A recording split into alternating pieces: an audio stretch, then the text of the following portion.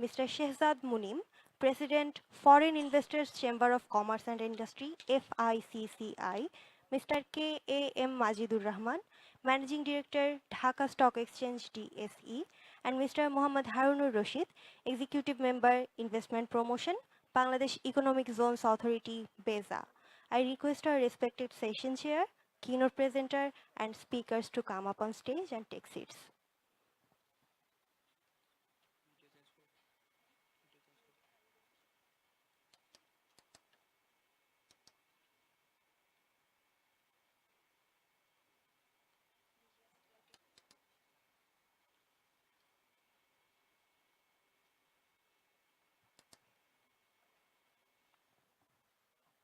I request our guests, our session chairs, keynote presenter, and our distinguished speakers to come up on stage and take their seats.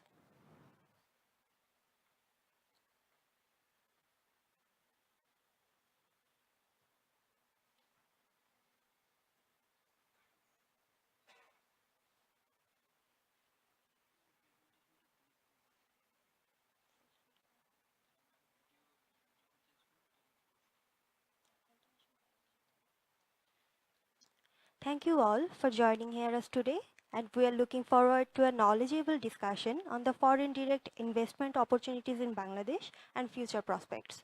I would like to request the session chair of the session, Mr. Qazi M. Aminul Islam, to take over the session.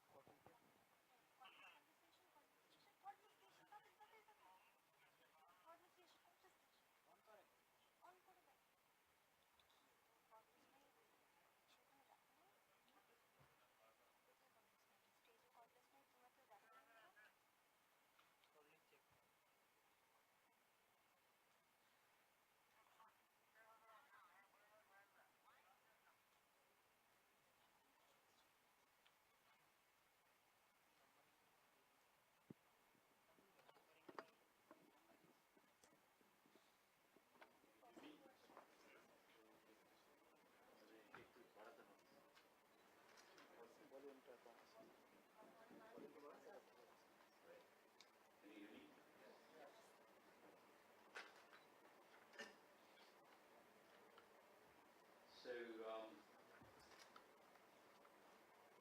uh, presenter of the session, because he's going to talk, keynote speech, and the speakers, uh, heads of various business houses, business leaders, young professionals from the private sector, distinguished guests, ladies and gentlemen, good afternoon. It's part of Destination Bangladesh, and FDI definitely an important aspect. When you say Bangladesh is destination, we mean destination for investment. We do it FDI for various reasons, 101 reasons are there. However, simplest thing is this: we need resources, but not any kind of resources, right kind of resources. The world is changing. There are environmental, social consideration. We need resources that will help us employ 2.3 million young, educated, talented workforce joining our workforce every year. We need resources which will be kind to my environment, suited to my environment, because I am only one Bangladesh. I can't have many. So I have to protect it,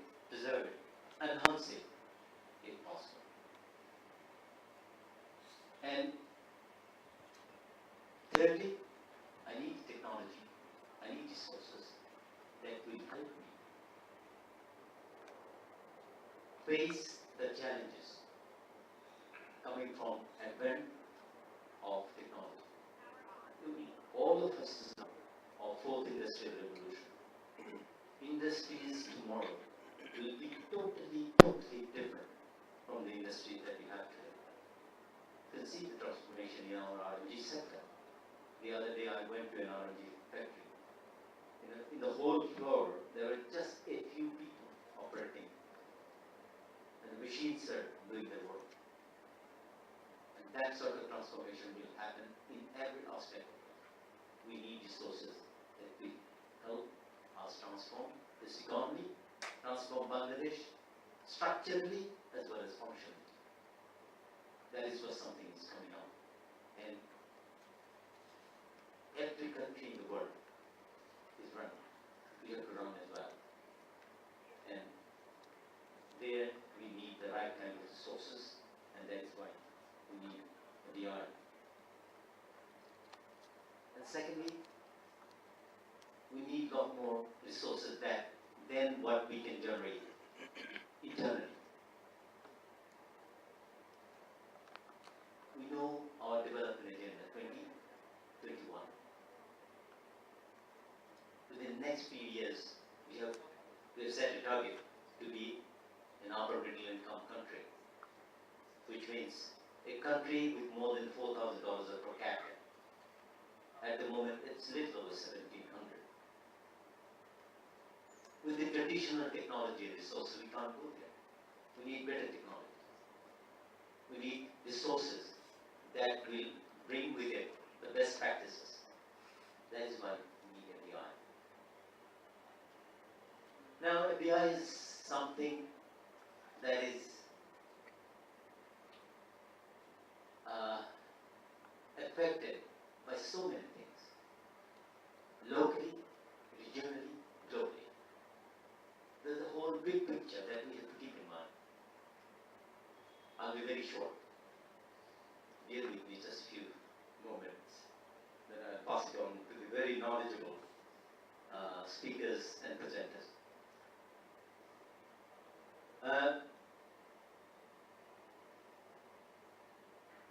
Globally, what's happening globally? This is a country integrated with the global economy.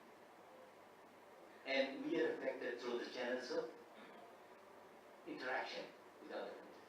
What are the countries that we interact most with? United States, China, Japan, and others. What's happening in the United States affects us. Example is, I guess yesterday or day before yesterday, we saw in the newspaper that corporate income tax in the United States will be falling from 35 to 21. 14% reduction in corporate income tax. What kind of impact that might have? It will raise the profitability of investment. So, what Trump is in fact aiming at is this. He wants a lot of money that goes out of the United States to come back. That will affect many countries, including Bangladesh, because one of the investors in Bangladesh is the United States. Same with China. You heard about the liberalization scheme, massive liberalization scheme China has taken. Until the other day, foreign investment couldn't be 100% foreign. But they have opened it up. Now in China you can have 100% foreign ownership. And there are other reasons I'm not going to the details of that. So global things are affecting Bangladesh. Regionally, a lot of things are happening. Peace, war, turbulence, everything affects. Take an example, India, for example. India's currency is depreciating, and mostly in the recent past.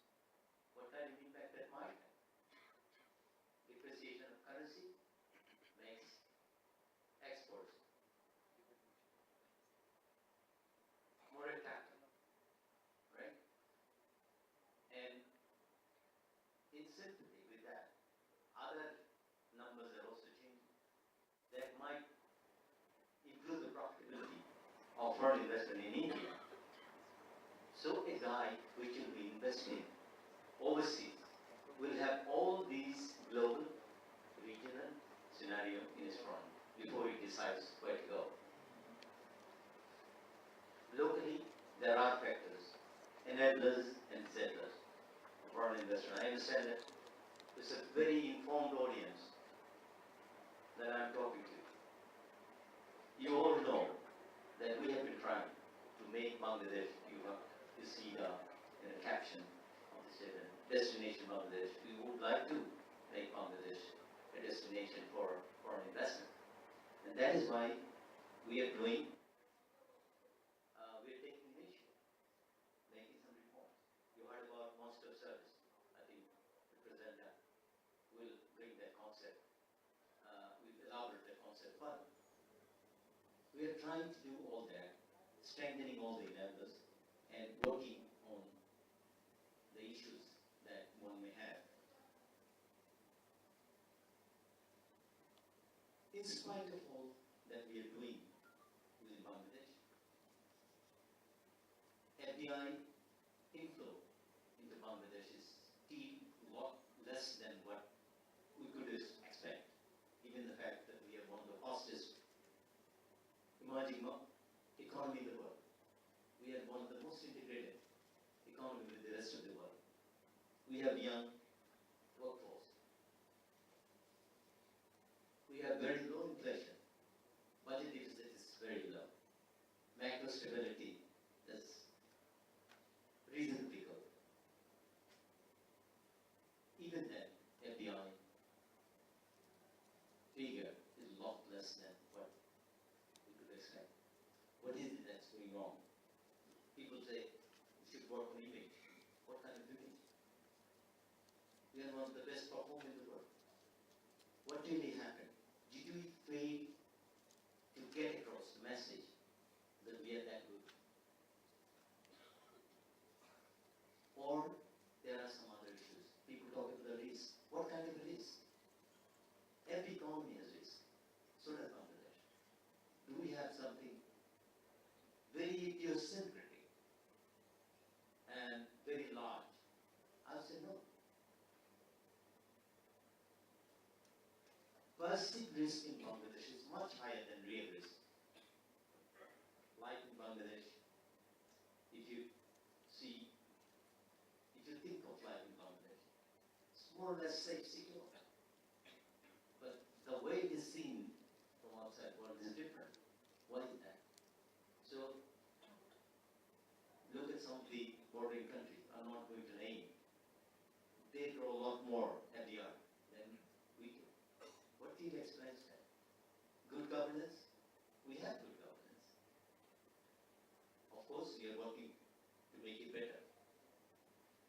Bangladesh is still a developing country. It hasn't become a country like Australia, New Zealand, or UK. So, for a country that we have good governance, we have other issues. What is it that we are missing? Is there anything that we are missing? Definitely there are. Otherwise, we would have had different kind of result. So, we would like to understand the dynamics that directly or indirectly affects FDI inflow in this country, and we'd like to address all those. And on these issues, we have very knowledgeable speakers among us. Keynote presentation will be done by Mr. Nasir Hussain. Nasir Rizal Bijoy. I would call upon him to make his presentation. That will be followed by discussion from the speakers. Mr. Bijoy.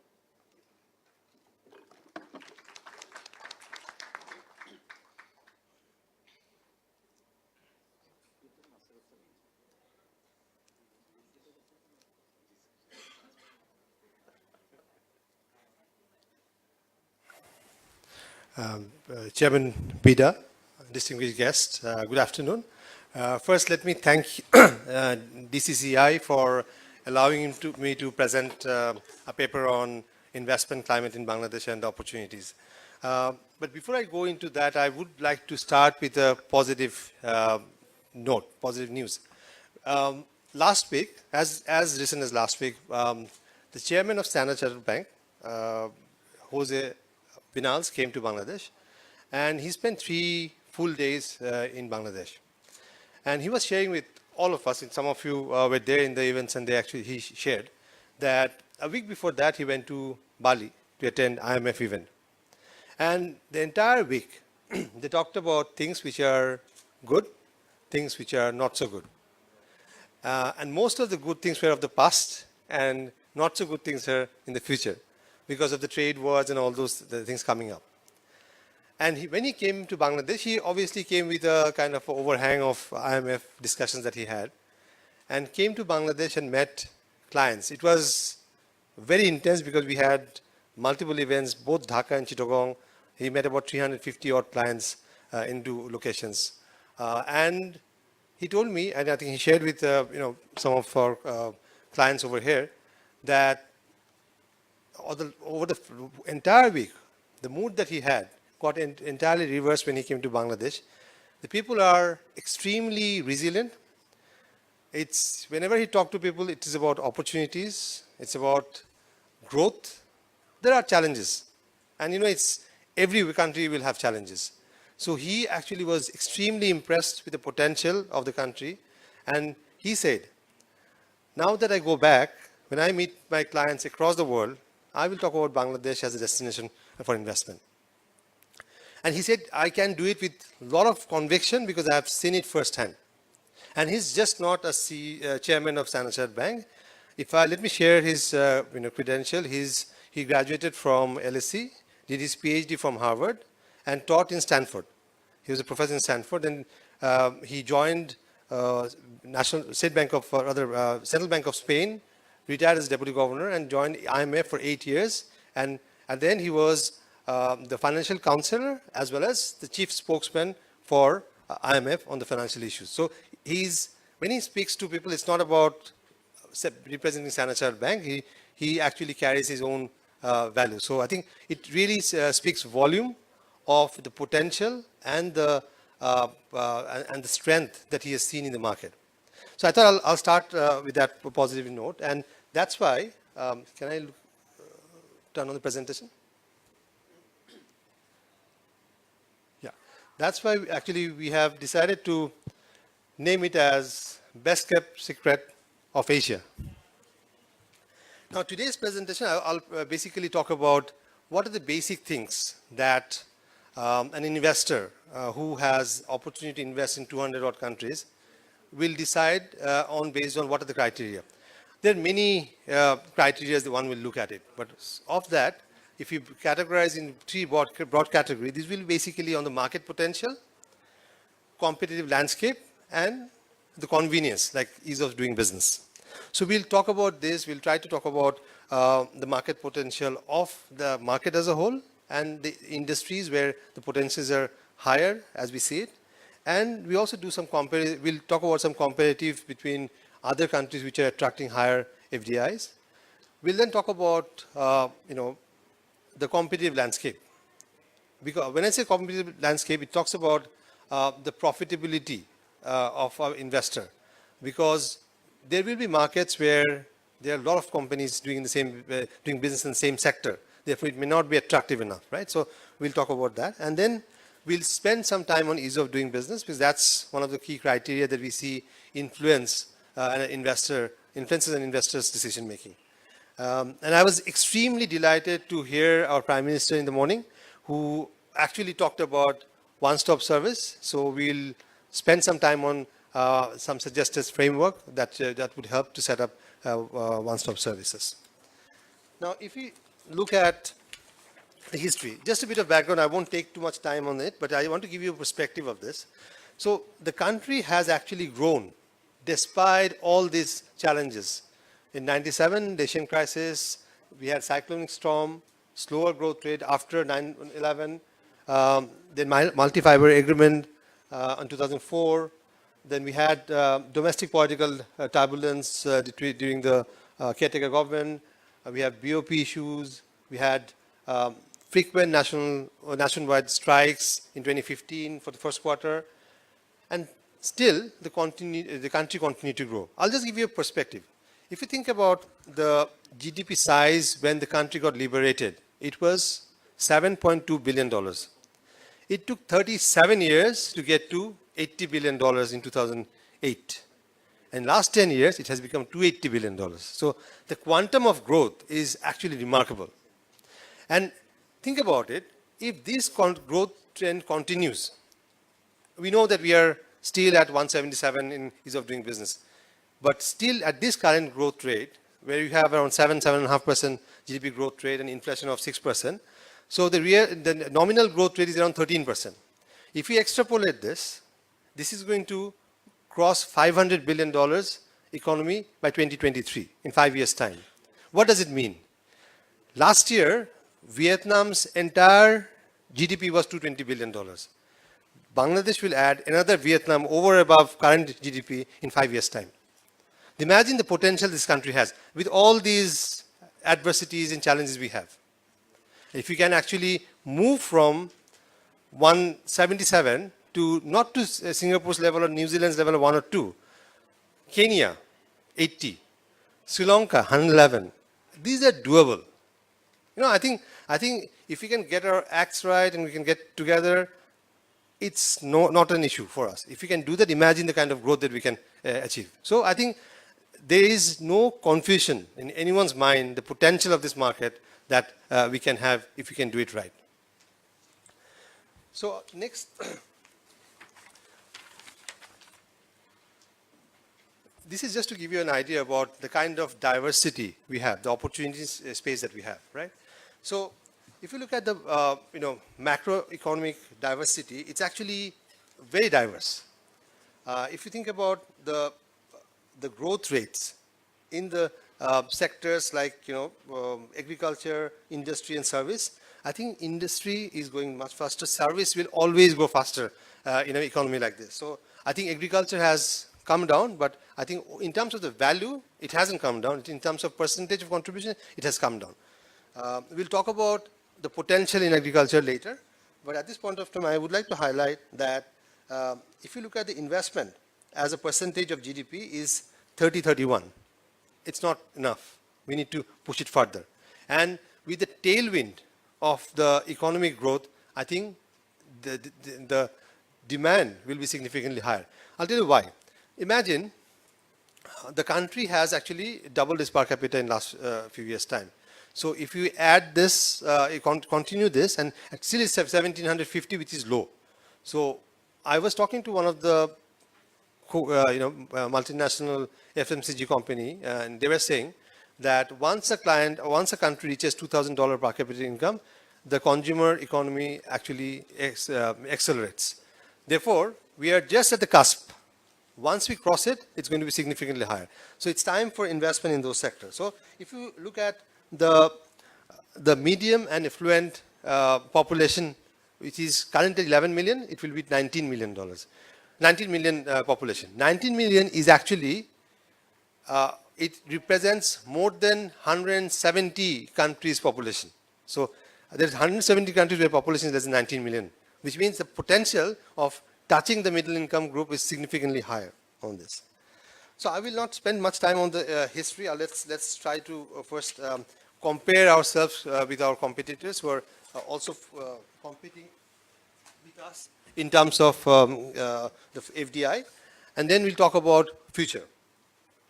So if you look at the bottom slide, the bottom graph, bottom left-hand side graph, you see that US is obviously the largest one, and then on the other side, we are not there in the first, on the bottom slide, right? Because it's only $2.54 billion of investment that has happened in this year. It's about $14.55 billion of stock that we have. Therefore, the potential for investment is significantly higher.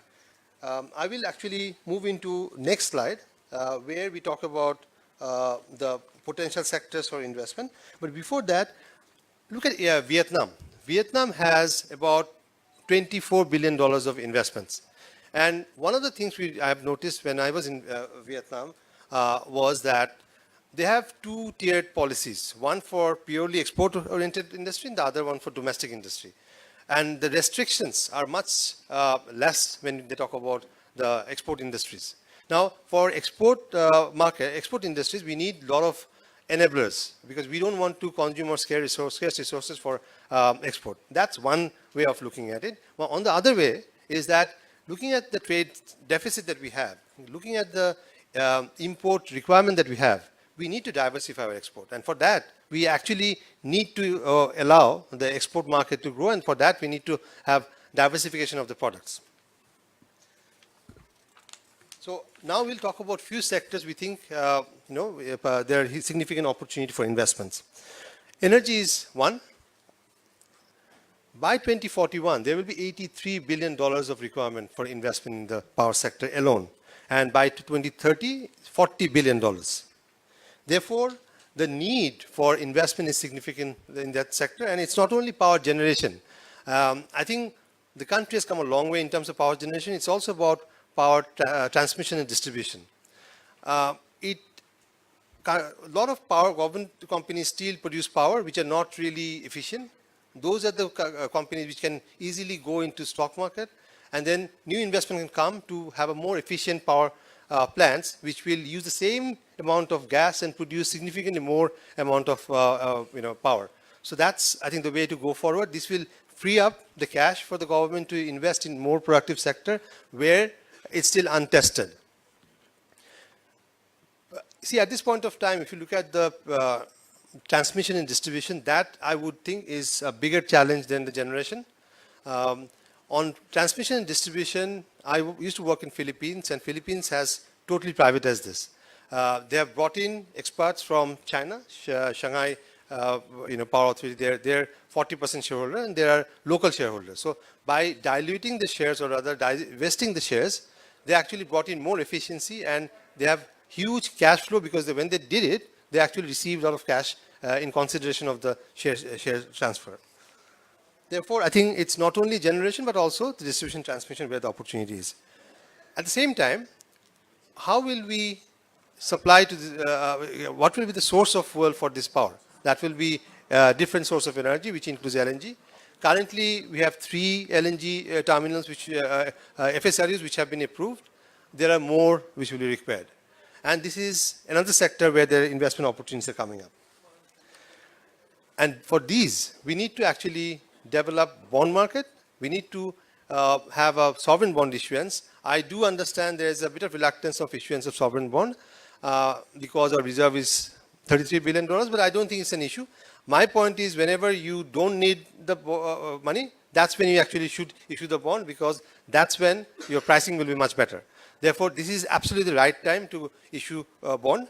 My experience in Vietnam suggests that when we did bond issuance after 10 years for sovereign, it was for $1 billion for 10-year bond. It was oversubscribed at 10 times, and the price was significantly lower than the price discovery level that we have initially estimated. Therefore, I think this is the right time, because this actually sets the benchmark. It actually gets the analysts to follow the market and get the investors interested in the market.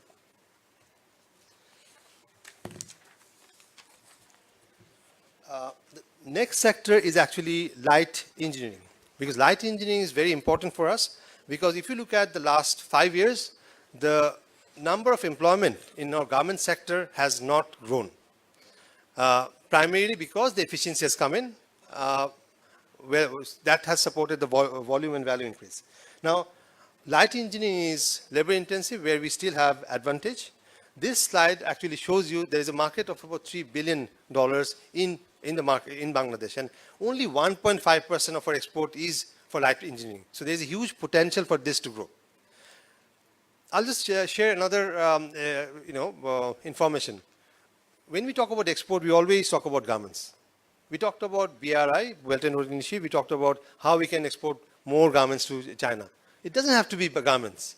Actually, in China, I think about $420 billion of imports are done for semiconductors and optical equipments. That's where we should go in. instead of competing in the same thing. Governments will absolutely be critical. We should continue to do it, but we should think outside the non-traditional, outside the traditional export sources. So I think light engineering is the next opportunity for us to do export. And I have actually highlighted where the patches of different skill set that has developed in the area. So I think the subsectors are motorcycle, bicycle, industrial parts, consumer electronics, and durables, which are also where we can do more.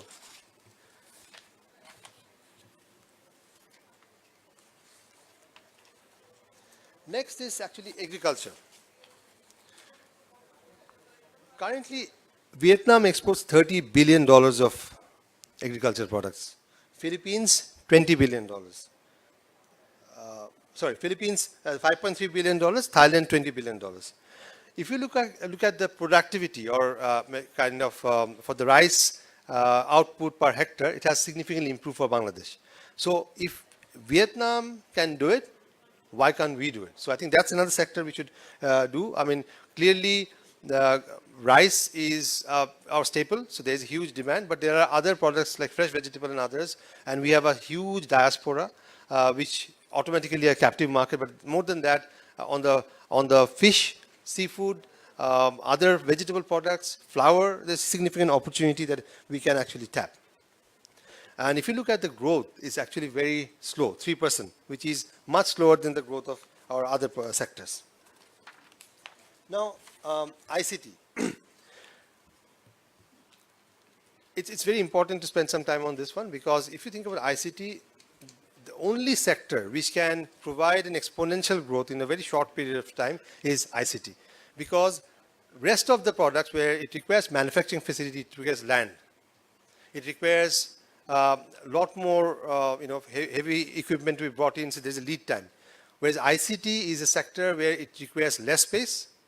As long as you can get the soft skills, you can get the know-how, technical know-how, it will be much faster to scale up. So I think it's very important. Currently, officially, it's about $200 million that comes in, but unofficially, there are about $800 million of ICT-related exports are happening. Government has recently introduced a cash incentive, which will attract investors, exporters or programmers to bring the money to official channel. I think we should also target not the basic call center. We should actually target higher end, because if you wait for the we build capacity on the lower end call center, it will get replicated very soon. So we should actually prepare ourselves for next generation. There are other enablers, like we have mobile application, data content development, online healthcare, government service solutions, e-commerce applications, business process outsourcing, and multimedia and 3D. So there are a lot more areas that we can actually work and develop the market, export market for that. The next is FPI. I think we are extremely fortunate to have the director from Shenzhen Stock Exchange amongst us, because we have seen how the stock market has developed, or it didn't develop for the matter. Maybe it hasn't developed the way it should have been. It's only 20% of the GDP, which is significantly lower than any other developing or aspiring country. I believe one of the reasons were the confidence, lack of confidence, which we believe with the acquisition of 25% stake by Shenzhen and Shanghai Stock Exchange, it will improve our confidence level, transparency, and it will create access for different investors from China and other places. I know that Shanghai is the third largest stock market in market cap by market capitalization, and Shenzhen is about 8th, if I'm not wrong. So which means they have already done that. So which means if they can do it for Bangladesh, it will really be helpful. So I think I must give credit to Mr. Majidur Rahman, who has been instrumental in getting this deal closed. And I see that within next few months, we'll see a lot of momentum coming in this investment flow. Now I would like to focus on the ease of doing business, because clearly it's an area where we need to work on, and Mr. Aminul Islam is actually, it's an issue which is very close to his heart. I know for a fact that he's relentlessly trying to improve it. Progress has been not as much as he would have liked or as much as we would have liked. So just to give you some comparison between the countries which are comparable to us, I've given the numbers for Kenya, Vietnam, Indonesia, Sri Lanka, and actually showed the total FDI numbers against Bangladesh. So it clearly shows that we haven't done enough, or we haven't done good. And the reason I'm showing this is we have also another slide on the competitiveness of the market, but you'll find that we are probably closer in competitiveness of the market amongst the South Asian countries. But if you look at this one, the gap is significant. Bangladesh is 177, Kenya 80, Vietnam 68, Indonesia 72, Sri Lanka 111. So it's actually significantly higher than us. Malaysia is 24. Myanmar, we talked about Myanmar also, is 171. So it's close by, but still ahead of us. So we are going to cover some of the things that we need to do to improve this situation. So if I can share the next slide on the investment climate as a destination, and you'll find that the differences from our South Asian competitors are mainly in infrastructure, innovation, and higher education and training. And maybe you can talk about technological development. So that's the area where we have a marginal gap, but we can definitely work on that. But the reason I wanted to show you this one is the difference between this and the ease of doing business index is significantly different, because I think the experience that you get when you start up a business is when it actually creates the biggest impact, adverse impact for our case. So we need to do quite a few things to get these things right. So let's talk about the areas that we expect government support to improve. One is FX reforms. The regulation related to FX is quite archaic, and this also involves regulations related to equity, debt, and remittance of technical assistance fees. These are all there, but when you actually try to implement it, there are a lot of challenges, interpretation issues. I think some of the places we have actually regressed from where we used to be, so that's one area we need to work on. On the investment and infrastructure, obviously it's an area where we need to invest a lot. I think if you look at the $320 billion investment that the country will need to go meet the SDG requirement, these will have to be here, and this will be managed by local people. So we need to have upskilling of the local resources in this market. On the fiscal policy, I discussed about it. There has in places like Vietnam, there are two-tiered policies where it's an export market, export industry. Their restrictions are less. Tax is much more liberalized, and there also of an issue. There is an issue of predictable regime, because if the policies change every now and then, it becomes very difficult for investor to have a long-term commitment. Therefore, I think the predictability is very important. I think while the government has come up with the prospective plan, and they're now looking at Delta plan, I think it doesn't require 100 years of planning. It at least needs 5 to 10 years of predictability, so that an investor knows where to invest and what are the challenges. If it's a certain amount of increase, so they would need to know, so that they can actually plan accordingly. So that's one of the things that we suggested. I think one of the points that we also thought is very relevant is that the retrospective tax is really a challenge for especially multinationals, because they close their financial statement every year, and if a case is opened after 5 years, it becomes very difficult to defend in front of the investors.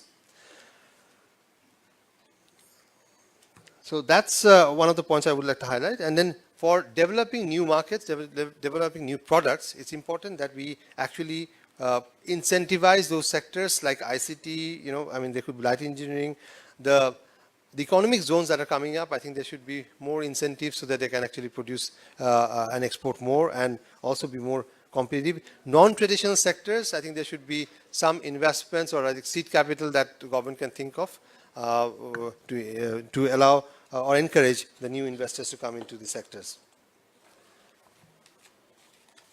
Now I will spend some time on OSS because that's actually one of the key deliverables for BIDA. What are the areas where we think it can make a difference? First, I think the improving investors' experience is very critical.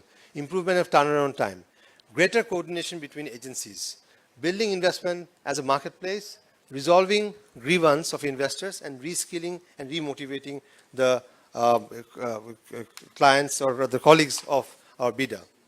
Now, if we go by each of the verticals, if you think about let's talk about the investor experience first. We believe that there should be a front office and back office structure where the clients should only submit in front office, not physically, through digital channel. Therefore, they don't really need to know what's happening at the back. The front office should have coordination with all the respective authorities which needs to provide approvals. And there should be a query management process so that they don't need to necessarily call and ask for responses. There should be frequently asked questions so that they can respond to the questions or they can get the answers without going through the trouble of meeting the BIDA office. One of the other things I think it's important that when we are talking about large investment, there could be a relationship manager model that person will take him through entire process and they'll own it. Secondly, I think there is a lot of redundancy in terms of processes that needs to be removed. The authority needs to be given, delegation of authority needs to be given to BIDA for cases where there are disputes, there are gray areas. So I think the authority needs to be very clearly laid down. There should be a service level agreement between all the respective authorities and BIDA, which will front the clients. And there has to be a dispute resolution mechanism. Improvement in turnaround time, I was actually sharing this experience that when a company wants to set up a company, they need 9 approvals. 9 approvals will require submission of 9 application forms, which will have 70% of the information same. And then once you get one approval, you carry this to another department and then get this approval for the other one. So it takes a very long process. Rather than that, why can't we have one form which is exhaustive and then it will be submitted to BIDA online, and then BIDA will take it forward with the rest of the department and come back. And instead of having to carry the physical approvals, there should be a repository of site where they can actually, each of the clients with passport protection, they can have a site where they'll actually submit or upload all the approvals that's required, so that any regulatory authority which requires it, they can go back and go there and retrieve this one. So that's on the improvement of turnaround time. There should be kind of a dashboard where every month the performance of each of the BIDA officers or the offices will be judged against the service level agreement where the turnaround time has been agreed. On the reskilling and remotivating, I think the incentive structure needs to be changed. I think that's where there's a need for a private sector participation in this, because I think the pain of going through the administrative bureaucracy is known to the private sector more. Therefore, I believe that there should be people from the private sector who should actually be appointed in BIDA to help the process. I think that's where the mindset change is very critical, because when an investor comes to an alien country, they don't know anything about the country's culture and other things. At that point of time, if a person sitting across the table is not really trying to understand the person's pain, it will always be a problem. Therefore, I think it's very important to ensure that the mindset change is there, and there should be a process where any complaints that can be routed directly to Chairman BIDA.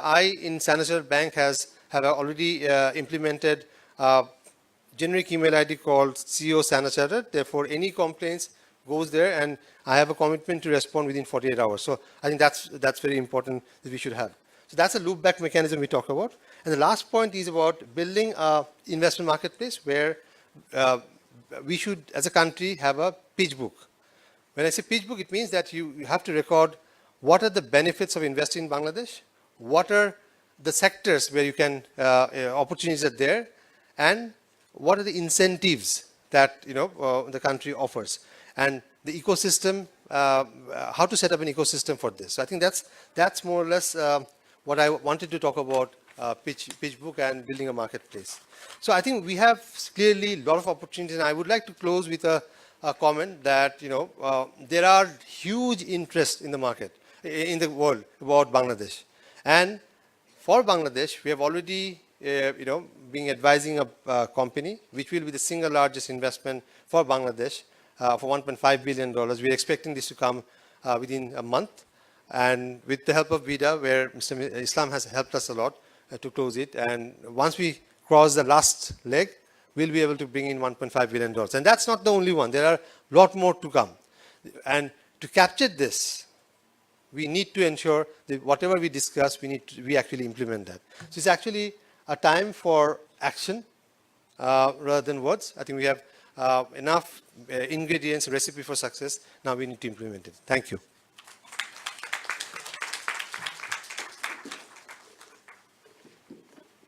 Thank you. Excellent presentation, as you heard. He highlighted the potential of Bangladesh economy, brought the example of Vietnam, identified the sectors which can draw FDI, talked about the necessity of stock market development, touched upon core issues that we are dealing at BIDA, the versus one-stop service, and highlighted the importance of involving the private sector people in this process, because the government people are not the right cut for investment development.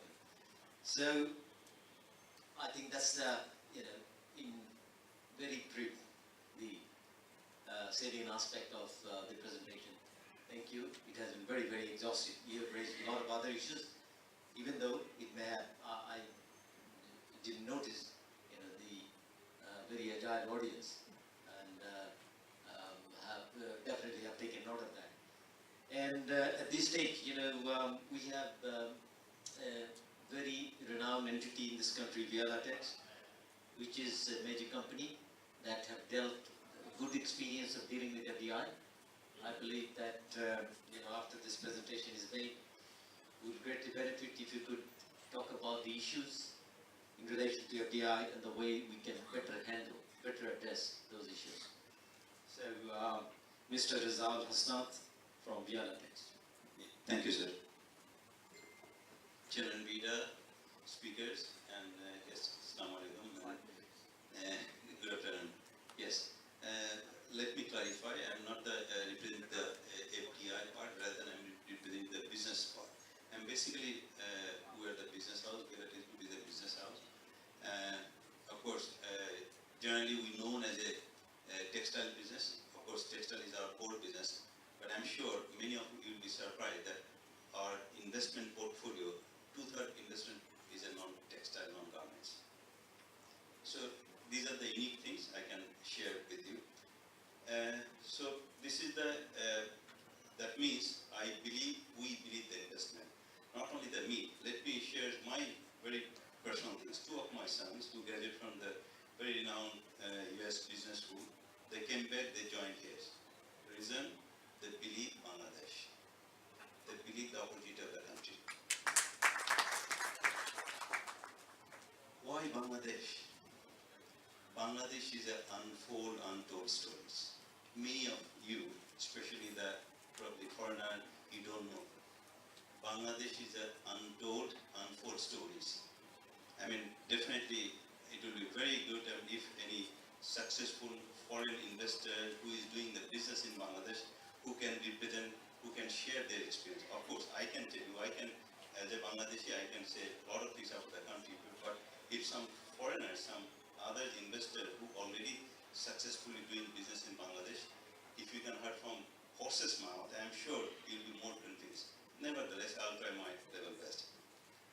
First of all, Bangladesh is a unique country. From the whole Asia Pacific region, after the Japan, we're the only country, 170 million people, 95% homogeneous people. We speak in one language, one culture. Very rare, very rare. So what is the difference between, homogeneity and non-homogeneity? Any manufacturing industry, homogeneous people is very important. I'm sure you know the riot in the Foxconn factory in the northern China, and basically is the lack of homogeneity. With Indian workers, they fight with the northern China's worker. They can't understand the language or the, let's say, culture. Same with India. Like a lot of industry, the Suzuki's, riot or any other industry. The root cause is actually the different culture, different language. We have the unique advantage of the homogeneity. Number two, as Mr. Nasir says, two-thirds of population is young. Two-thirds population is young. And obviously we have the capabilities, very humble workforce who can engage for any kind of manufacturing industry. Obviously, that is the unique part of our manufacturing area, industry area. Like if you look at the other part, as clearly says that we are merely $1,700 per capita income level. When you cross the $2,000 threshold level, just imagine if you make this 10 segment of the society, forget of the low class, medium class, or the upper class. If you make even 10, that means any section is 1.17 million people, probably much higher than any European countries populations. A huge opportunity for even the local market. That means you'll get the 17 million segment, the people of your product, right? So it is no doubt the opportunity, like you just name it, the home appliance to any other things it needs. So that means if we make a 10 segment of the population, 170 million people, that means almost 17 to 20 million people one of the segment. That is your segment, much bigger market. A couple of years back, I have seen in one unique investment ad in our neighboring country. One foreigner, he just roaming around the whole country, and end of the day, he writes letters, incredible country, and I'm not pronouncing the name. So I said, well, probably that, tourist, he don't need to write the letters. The reason is, this country, 98% covered by the mobile phone. We are fully digital. The mobile coverage cover almost 98%, if I'm not wrong. That means the tourist can send the picture or the video. He doesn't need to write a letter that incredible Bangladesh. We are incredible. We have covered with that connectivities. These are, of course, the local part, because 5 minutes time, I don't have much time. Let's talk about the export parts. Obviously, we have 5 years time, LDC to developing country. 5 years is enough. 5 years, then when you enter to the developing country, still will get some of the benefit. That means any bigger investment, 7 to 10 years, we consider the payback time. That means 10 years, still we have enough time. 7 to 10 years, still we have enough time. Duty-free, quota-free, etc. So who else has this kind of facilities? So being an exporting country, like if you think about the export-oriented industry, it's a land of opportunities. And look at the, thanks to current US presidents, who not only scrap the TPP and the changing the NAFTA, putting the extra tariff to 25% tariff to China and European country, that create even bigger opportunity for the Bangladesh. So we have the, and not only that, look at the agriculture sector. You cannot find out the country like Bangladesh, the Delta region, right? We don't have the issues of the water, we don't have the issues of the food securities. So these are the areas, uniqueness, where any investor, like if you're agriculture sector, if you're the industrial sector, light engineering sector, huge opportunity. Only thing, probably from our side, we need to unfold properly. I'm sure PIDA can make a proper role. And we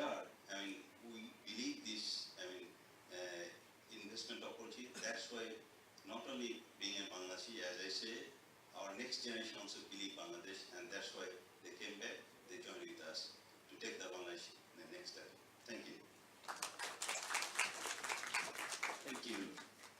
In 5 minutes, you have raised a lot of big issues. Talked about homogeneity of our workforce. See the potential of internal market for any kind of product. Talked about digital economy of Bangladesh, mobile coverage, penetration of internet, and also talked about the continuation of LDC benefits that we'll have for a few more years, and also global developments and tension in relation to trade that in some way rightly affects Bangladesh. Thank you for your presentation, for your discussion. Now we'll move on to a person whom I see as a leader. For historic reason, many of the foreign companies are headed by expatriates in Bangladesh. And invariably telcos are the one. But he's the guy, he's the gentleman who has made this difference. When MNEs, big companies, come with a proposal to allow work permit to their chiefs, I always tell them, we have chiefs in our country, we have leaders within our country who can lead. So within very short time, you have to make a plan for transition. And I always have Mr. Mantab in my mind when I talk to those people like this. Mr. Mantabuddin Ahmed is the Managing Director and CEO of Robi Aziata. So, for these years, you have been coming to me, discussing with me on many issues. So, it is an opportunity for you to share with the audience. Thank you. Thank you, sir. Actually, whenever we feel like crying, we go to him and he always extends his shoulder. So that's a great part of, making you a bit lighter when you meet him. Just to give a bit of background about the industry that we are in. Our industry, like Ruby, started its operation in 1997. And as of today, we invested around $3 billion. $3 billion, not in any other currency. And the dividend that we paid to our shareholder is not even 1%. So that's the background. And we've been heavily investing $300 to $400 every year. Ruby was number one FDI contributor consecutive 5 years, from 2011 to 2016. And we are still continuing, as you know. We have launched 4G, and Ruby has got, 99% Thana and Upazilas has got Ruby 4G network. So you can understand the magnitude of investment that we have been making, and we are not making any profits. And it's not an easy situation. Now, the point that I would like to ponder is why we are making so much of investment. Why our shareholders still making investment? Because they see the opportunity that we have as a country. I think everyone is talking about Bangladesh is a land of opportunity. We are looking at that opportunity, but how many years we have to wait for that opportunity to convert in the form of return to our shareholder? Will any shareholder be waiting for 17 years to see the profitability of the industry? Yes, one player cannot be defined as, other than one player, no other players are actually making profit. And our Honorable Sir knows about it. Now, why it is happening? I think I'll try to bring a different perspective, because facts and figures all of you know. I have been with multinational companies for the last 25 years.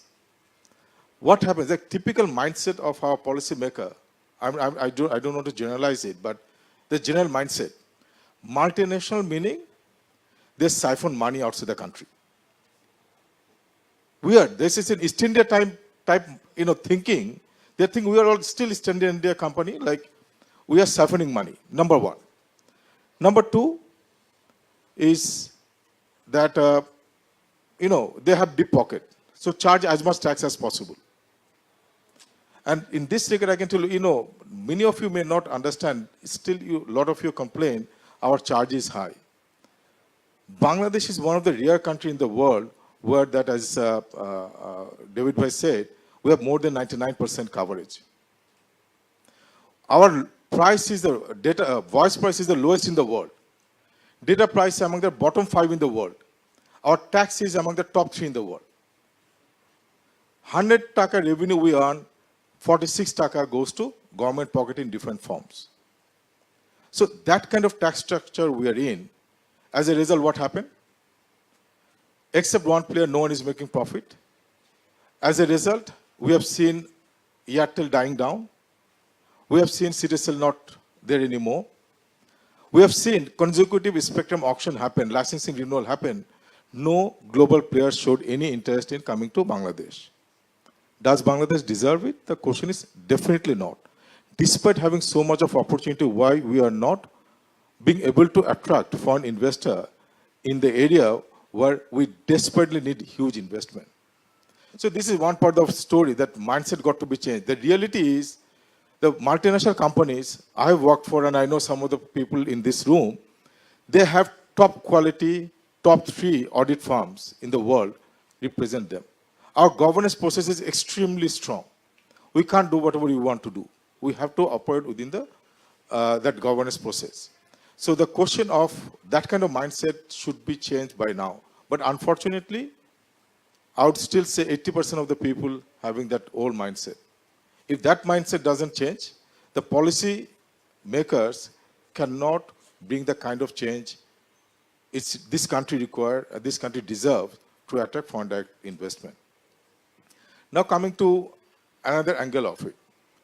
When we got the license of telecom, I'm talking about telecom because I think that a lot of people, many of you may have interest about.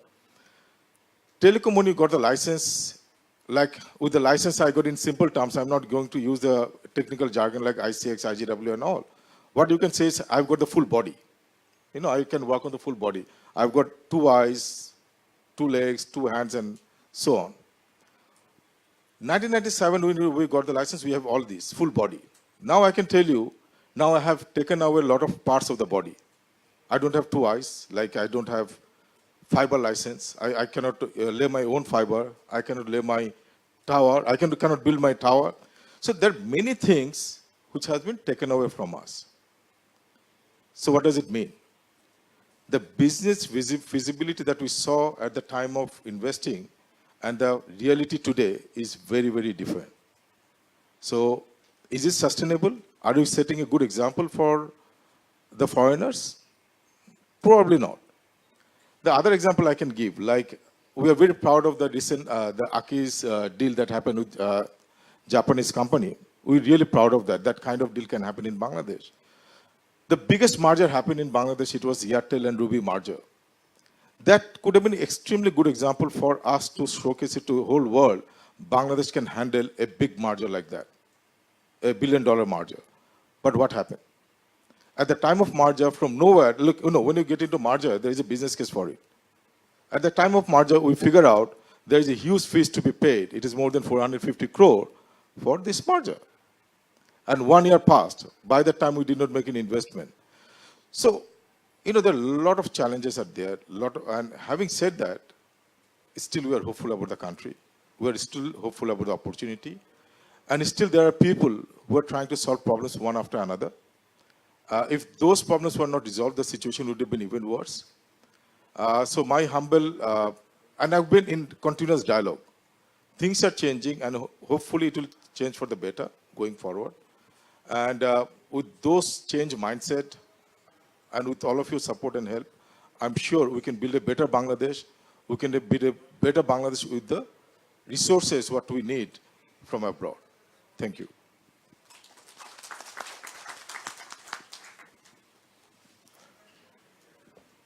We heard him. That resonates what the Honorable Prime Minister said this morning. She said, if we get used to a particular way of doing things, it becomes a little difficult to change it. We have to change it. World is changing, so we have to change ourselves as well. He talked about mindset of the people, especially people like me, bureaucrats. I'm basically a bureaucrat, you know. So we have to change. But I can tell you, keep the pressure on. Have your voice, and ultimately it changes. Bangladesh today is totally different from the one that we have seen earlier. You have seen earlier. So things are changing, and a lot of that credit goes to you. And he also mentioned about the need for level playing field. If you ask me, what is it that you do in BIDA? I'll say, I do one thing, just one thing. Create level playing field for everybody to operate, irrespective of who you are, where you come from, what is the pursuit that you have, what is the industry or activity that you'd like to engage in. So you really raised very, very important, issue. Well, I heard it before. We heard it together, and we'll work it out as well. Now we are coming to in another segment in relation to FDI that we talked about. You know that we can access foreign resources in many different forms. It comes in terms of FDI. It comes in terms of portfolio investment. It comes in terms of lending. It's a debt product that comes from foreign institutions, agencies, banks, or whatever. All that taken together constitutes what you call financial market, financial sector, whatever you call it, loosely speaking. And very important part of that is stock market. And financial sector taken together should develop in a very balanced manner. But in Bangladesh, our financial sector is mostly, almost wholly, bank-based. In a bank-based system, one thing is missing. এরপরে একটা যদি miss হয় আর অন্য কিছু miss হওয়ার দরকার নেই। That's good enough disaster that you will have. হ্যাঁ, বলে যে আমি আকাশে উঠছি, একটা কি বলা যায়, ইঞ্জিনটা শুধু স্টপ হয়ে গেছে, আর সব ঠিক আছে। বাংলাদেশ ফিনান্সিয়াল সেক্টরের মধ্যে একটা জিনিস মিসিং, সেটি হচ্ছে যে শুধুমাত্র আপনার ব্যাংক বেস সিস্টেম, ব্যাংকের কাছে যাবেন, আপনি সেখান থেকে টাকা নেবেন। Virtually there is no accountability in the market. Say if you go to the stock market, okay, you take money from the market, then if you do the good things, you will be rewarded. Stock prices will go up. You'll have a better and higher valuation. But if you do anything wrong, bad things, market will penalize you. That's how this is what we call disciplining of the corporate sector is needed.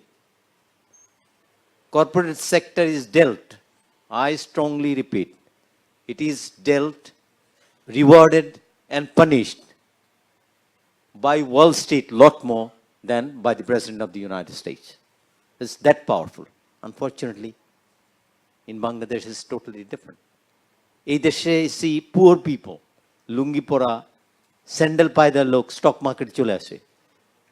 But we are yet to build that stock market that will enlist everybody's support, especially credibility and confidence. এই জন্যই কিন্তু আমরা already we have tied up with Shenzhen Stock Exchange from China. আপনারা জানেন যে Dhaka stock এক্সচেঞ্জে we have a strategic partner. In fact, to say two Shanghai and Shenzhen. In fact, Shanghai Stock Exchange is one of the largest in the world. So they are here, and we believe that their presence in Dhaka stock market will be a big, big change. So, so now I would request you to talk about the stock market in Bangladesh and how inflow of resources can strengthen the stock market so that this stock market can play a very important and desired role in the process of development in Bangladesh. So, Mr. Yeah, I just didn't utter your name. It's Mr. Fuzong Liu, Director of International Development, Shenzhen Stock Exchange. Mr. Zhu. Thank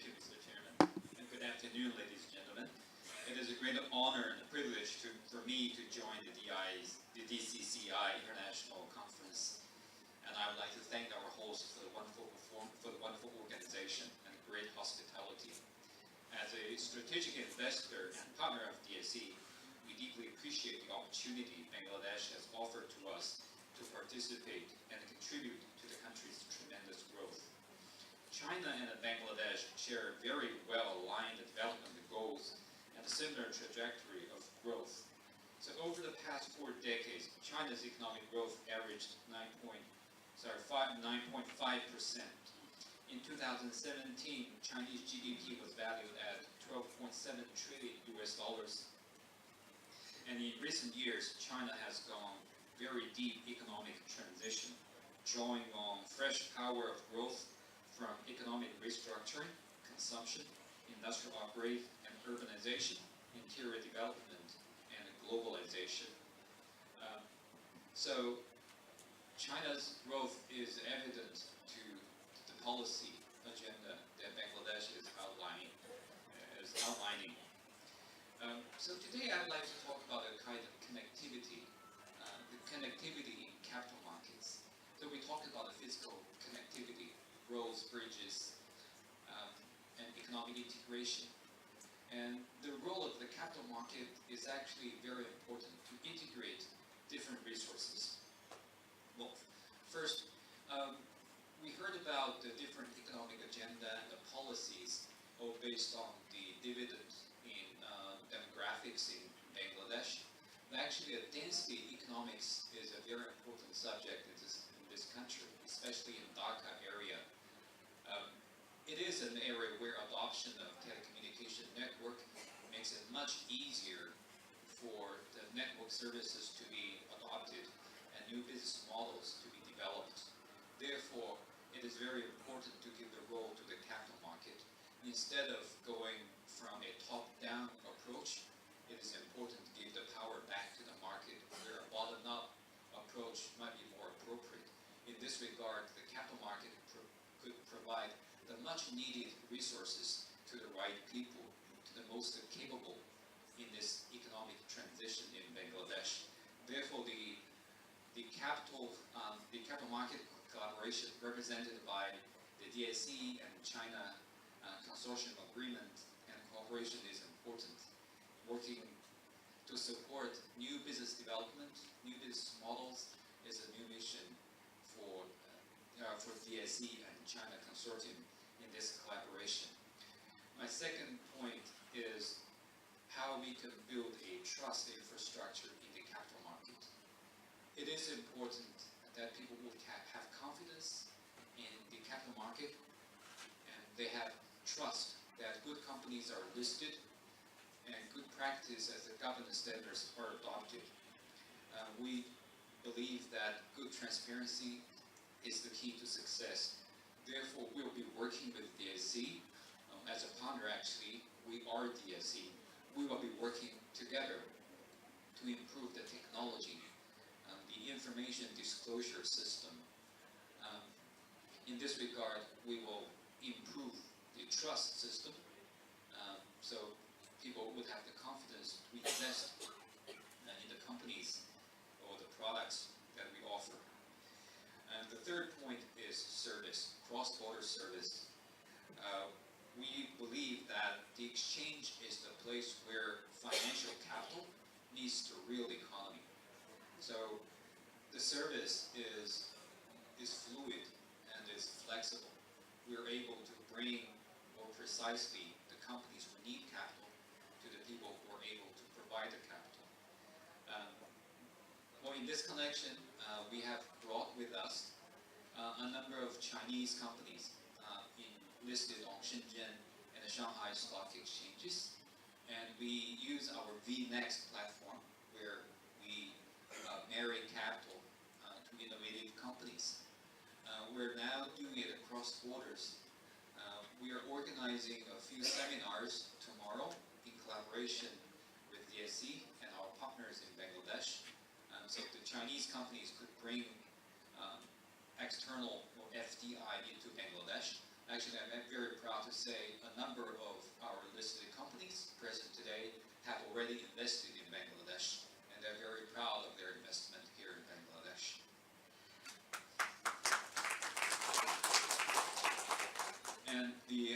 next platform, we would like to use that as a meeting point for Chinese capital to invest into Bangladesh's real economy.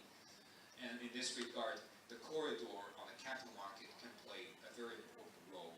We can bring different kinds of resources along with capital investment.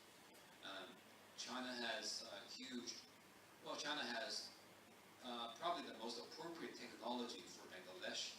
The business model that has proven to be in a very densely populated country.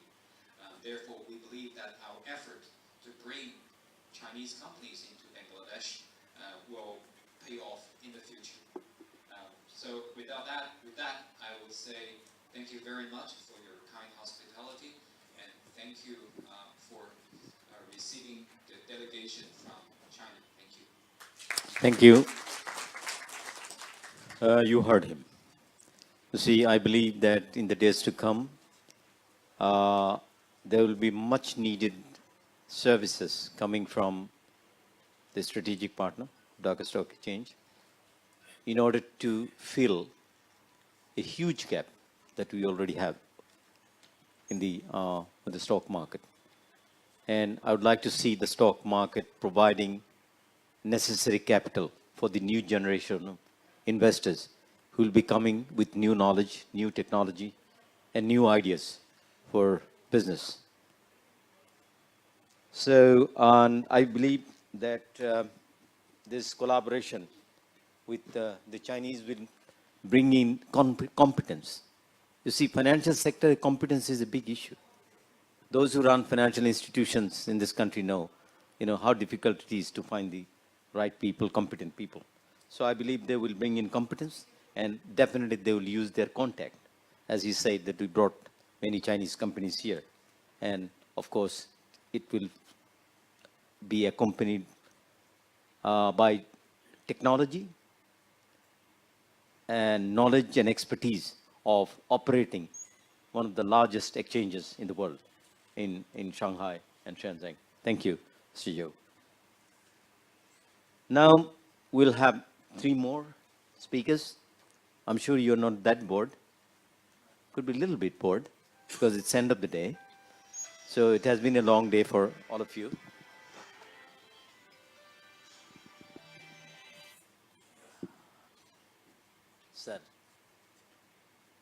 Sir, আমি একটা programme করছি sir আমি একটু পরে আপনি call দিচ্ছি So I had to take the finance advisor, so I had to say.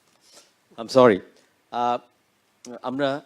We have 3 more speakers, and very knowledgeable speakers, and we are really proud of all of them, and 2 of them are coming from the private sector. And at this stage, we have Mr. Shehzad Muneem. He again heads a traditionally foreign company, headed almost always by the foreigners. And he is the president of Foreign Investor Chambers of Commerce and Industries, and he heads British American Tobacco in Bangladesh. Mr. Shehzad Muneem. Thank you very much. First of all, I'd like to congratulate DCCI for this fantastic event. It continues to improve each year, so really good thing. On foreign direct investment, I would say a few things. Everything in world has an adoption model. So you first are aware of something that exists out there, and then you are considering it, whether you are interested in it, you gather more information about it, and then you actually want to try it. And once you try it, if you like it very much, then you become an advocate of it, because you promote it then to others.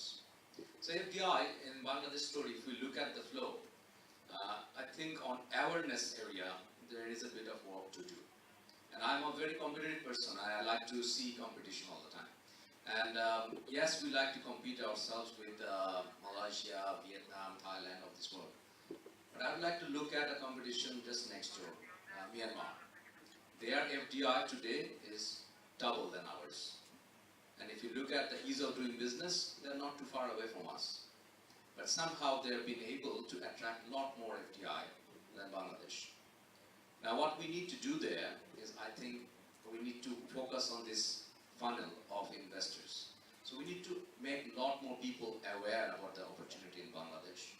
And in that regard, I would probably say that institutions like Foreign Investor Chamber, DCCI, MCCI have a role to play, because we need to reach out to the other chambers in the countries where I think the prospective investors are there. We can make a blanket communication to people, but we just need to be a lot more focused. Go to the people who are the most important, interested people. And I thank you for bringing the Chinese investors here. This is probably a very, very good example who are really interested, who have demonstrated capability to invest in a country like this. So it's a very good start. We need to build on this. If I then move on to the next phase, if you are considering investing in Bangladesh, I think the first touch points needs to be improved about our country. The touch points are our embassies, our airport, our seaports. We probably need to really, really upskill our embassies, where the first protocol when an investor goes into our embassies to learn about Bangladesh, what kind of a message we are giving. Do we even have the right platform, the right talent in our embassies? Do we have the connectivity to the people? So that's where we probably need to focus on. Many countries, in our country we can see all the embassies are setting up their commercial divisions.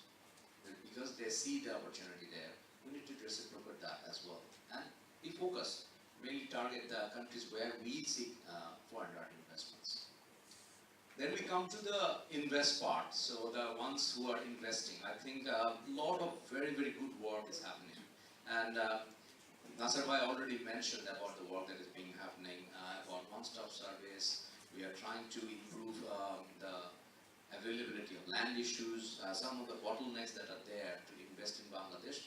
There is a lot of work happening in there. I'm very, very hopeful about the prospect of that. And once these works are completed and the ease of doing business indices actually move in the right direction, I'm sure a lot more investment will come.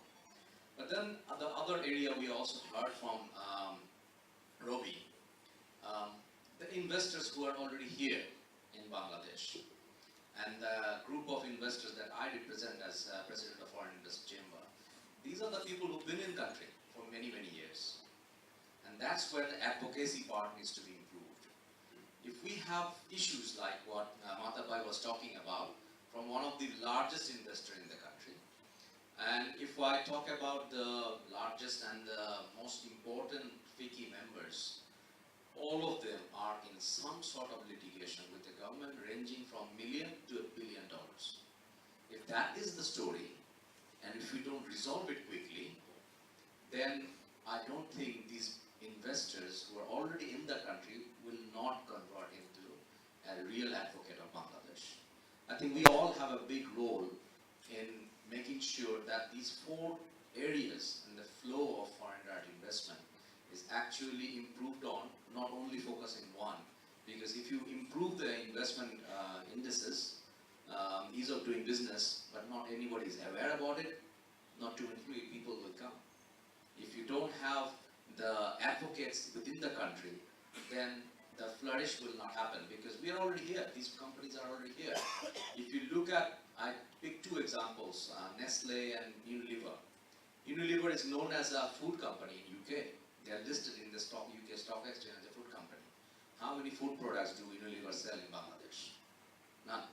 Because these companies have not expanded their portfolio in Bangladesh, because they are not yet converted to be an advocate of Bangladesh. I think there is a lot of work to be done, sir, on the people who are already here. They have the setup, they have the establishment, they have the history. They just need to expand their portfolio significantly in the country, which is not happening. And we need to dig deep to understand why they are not doing it. And last point I would say is the stock market area. I'm sitting here with very, very large clients who are not in the stock market. Probably I'm the only one, because we got listed at the beginning of the country in 1971. Okay, so the question has to be asked, why are the most successful big businesses in the country not yet listed in the stock market? We always say, well, everybody should enlist. We should force people to enlist. That is probably the wrong approach. We need to encourage people. We need to show policies that clearly gives incentive for people to be listed in the stock market. FDI being one of the oldest and one of the largest in company in the Dhaka Stock Exchange, I do not see any benefit being listed or versus non being listed. I think that is something as a policy we definitely need to work on. There were significant differences which has been taken out by now in terms of simple taxation issues. Okay, so I think Matabai raised that issue about overall taxation in the telco industries. This is not sustainable, sir. So these are a few things that I would raise as a specific action points that we should take and then have a debate how we can resolve this. Thank you for giving me the opportunity. Thank you very much. See, when we talk about FDI, we talk about the investors, prospective investors who will be coming to Bangladesh. What Mr. Shahzad Monim has said is this: who will come to Bangladesh depends also on who are already here in this country. Improve their experiences, investors' experience. They will tell you a story. They will be the ambassadors.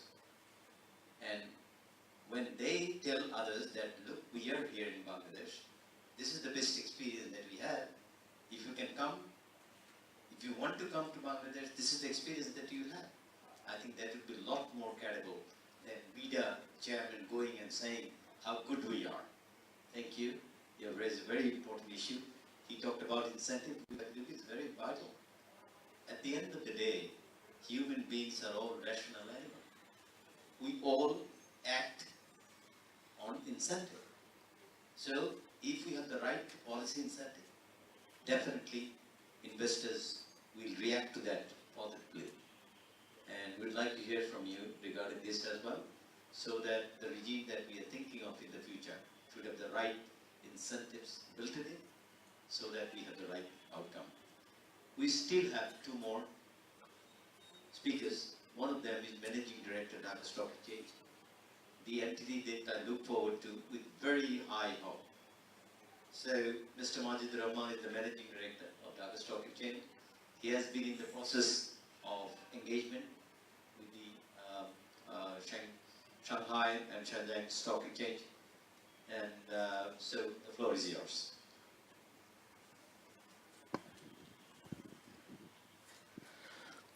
Thank you, sir. Respected session chair and respected audience. Since morning, we heard a lot of statistics. These are all good stories about Bangladesh. I think Dhaka Stock Exchange was very successful in selling the good numbers of Bangladesh. And I heard a speech some time back. A young lady spoke on the occasion of one of the programs of Bangladesh Securities and Exchange Commission.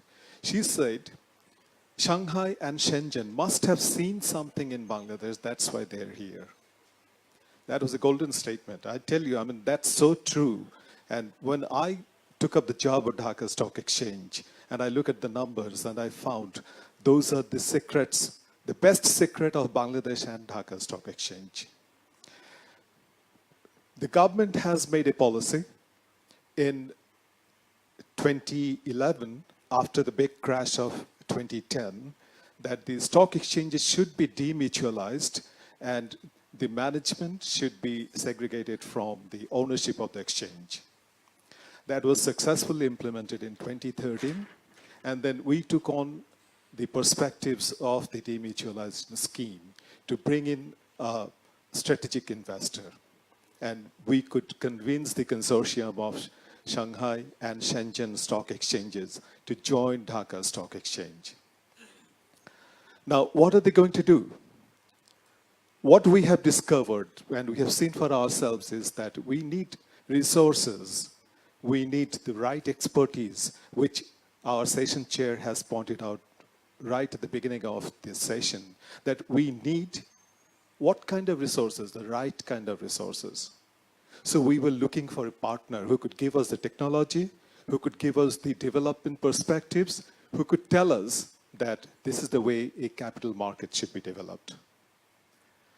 We took on from there, and we have agreed with the consortium to start a scheme of changes that will bring in the improvements in our trading platform, improvements in our market practice, improvements in listing, improvements in disclosure. These are capacity building that we are working on, and soon we should see the improvements happening. I know you have a lot of frustration with the capital market. It's mainly because all of you are exposed to risk.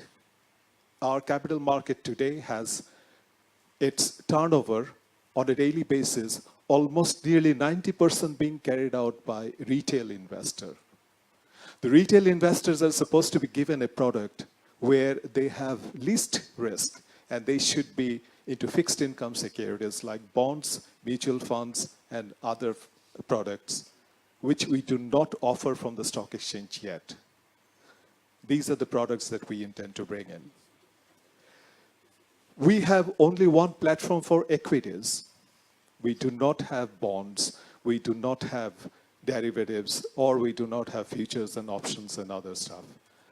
So these are the areas that we will be working with our foreign investors, and I can tell you that there will be a big change given a period of 3 to 5 years from now in the Dhaka capital market. Other important areas where we see there is a very good opportunity for foreign investors is the SMEs. You know that the backbone of our industry are the SMEs. And we don't have a platform for the SMEs to raise their capital, their technology, and their management experiences. Our SMEs are working from the backyard of a lot of people's houses and their offices. You know that, I mean, we need to really help them out. And there are, again, opportunities for foreign investors to create platform for private equities as well as venture capital.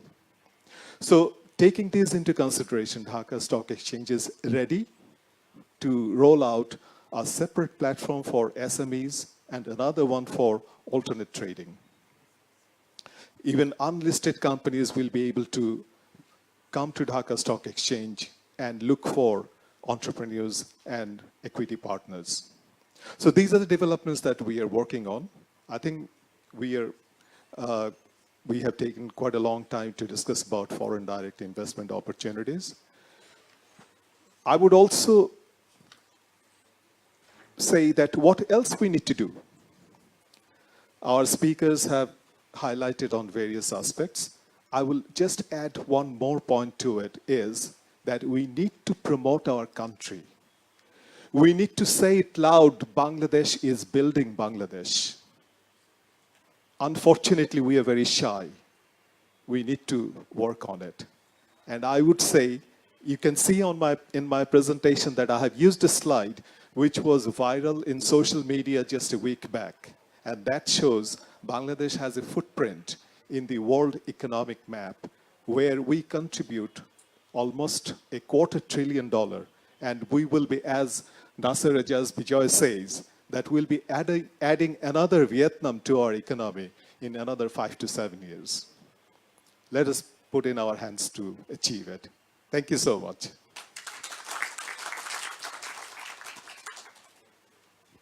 Thank you. Definitely. We should tell the world who we are, what is it that we can offer. And we can do it very quietly, very silently, by doing the right things. What are the things that are going wrong? Let's identify those. Let us address those things.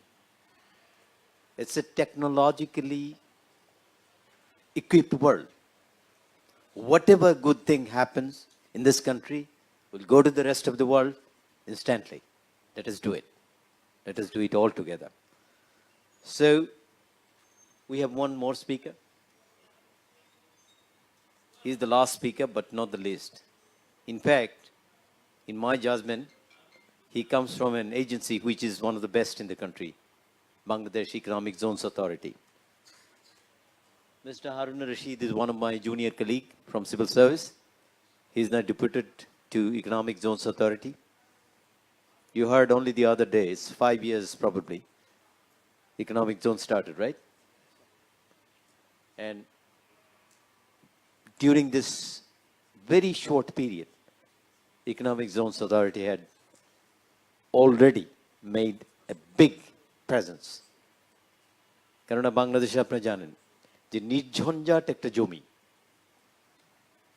এই যে নির্ঝঞ্ঝাট, এইটা যে নিশ্চিত করতে পারা, to ensure a piece of land without any encumbrance, that is what BESA has been doing. They have made a big impact. Now I would like to request Mr. Harun Rashid, Executive Member of Bangladesh Economic Zones Authority, to give his insight on the issue of today. Thank you. Thank you, sir, for your kind words said about me. Respected speakers and audience, good evening.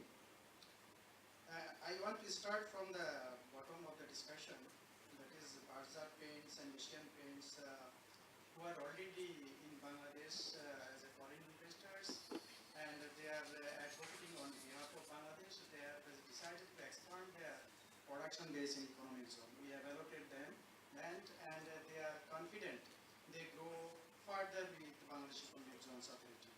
So I think we could make their destination comfortable, and more industries, more foreign investors who are working in Bangladesh are also looking to expand their industrial base, production base in economic zones.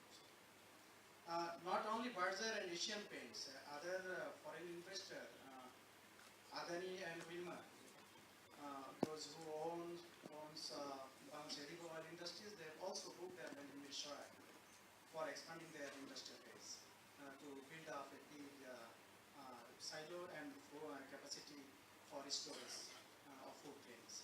And we did not stop here. We have gone beyond our boundary. By this time, we were successful in buying investment from Japan, Malaysia, Australia, and particularly Honda Motors, who have already started their commercial production day before yesterday in one of our economic zones, Abdulmohon Economic Zone.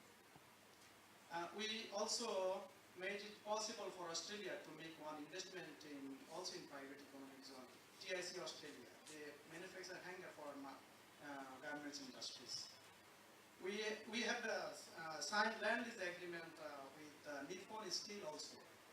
They are the second largest steel maker in the world, and they run their business from Japan and Bangladesh. They have also booked their land in Malaysia. And we have also committed land to Sojit Corporation, who are planning to develop one big economic zone in Malaysia, and including a port, container port along the Bay of Bengal. So these are few foreign investors who are already in economic zones within a couple of months, not more than 1 year. In many occasions, our executive chairman of NVIDIA decided the signing ceremony, and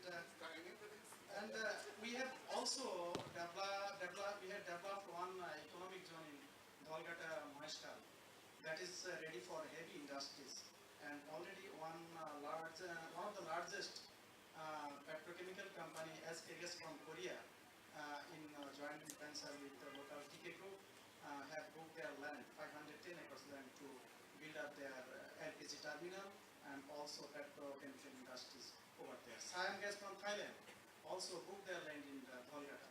So many foreign investors are already associated with BESA, and less is known to our media or other investors in our country. But I want to also share some other good news regarding our local investment. We have allotted land to our local investors also in Malaysia. Almost 5,500 acres of land we have allotted to big business houses, including Bushmunda, BSRM is over here, I see him, PSP Group, and SCI, and other industries also. Bizimi Garments Park, they could not establish one garments park for last many years. though they have selected one site in Rosaria, but we have allotted them 500 acres of land in Mirsharai for their expansion. They are developing 500 acres for their members, and they will invest $2 billion for that development, and they will employ almost 500,000 people in their industrial park.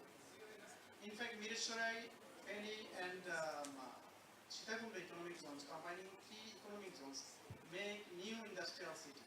Already Prime Minister Office approved the naming of this area as Bangabandhu Sheikh Mujib Industrial City. It will be established on 30,000 acres of land. We have already finalized the master plan of this big industrial city, and we are still allotting land to the promising and potential investors from home and abroad. And it's a long queue from foreign investors we have seen. Bangladesh has proved itself already a good destination. In fact, Mr. Nasir Azaz told, for manufacturing hub, you need a service land. This is only bazaar which can provide land for your expansion. We have large parcel of land in all potential areas. So we have a big land bank as well. We have already acquired 36,000 acres of land across the country, and we have a plan to make it 100,000 acres within the next 15 years. And we will be, in fact, able to achieve this target within the next 2 or 3 years before 2030. And for our investors, in fact, we have created a comfort zone for their expansion. They don't need to be anxious about their land for their expansion. Actually, Chairman also mentioned hassle-free land you need. This is the only which can provide you hassle-free land. Not only land, our land is all service land. There should be so many incentives, including your aftercare services like OSS1, and we do not stop protecting and establishing investment. We need to nurse them, and we need to provide services, because tax holiday and other financial incentives will expire after a certain period, but investors will need continuously their services.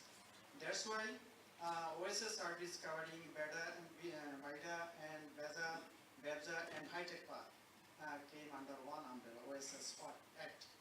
And BEBZA already framed their rules, and we have also finalized the SOPs for services from Environment Department, from Ministry of Home Affairs for visa recommendation, and also we have outlined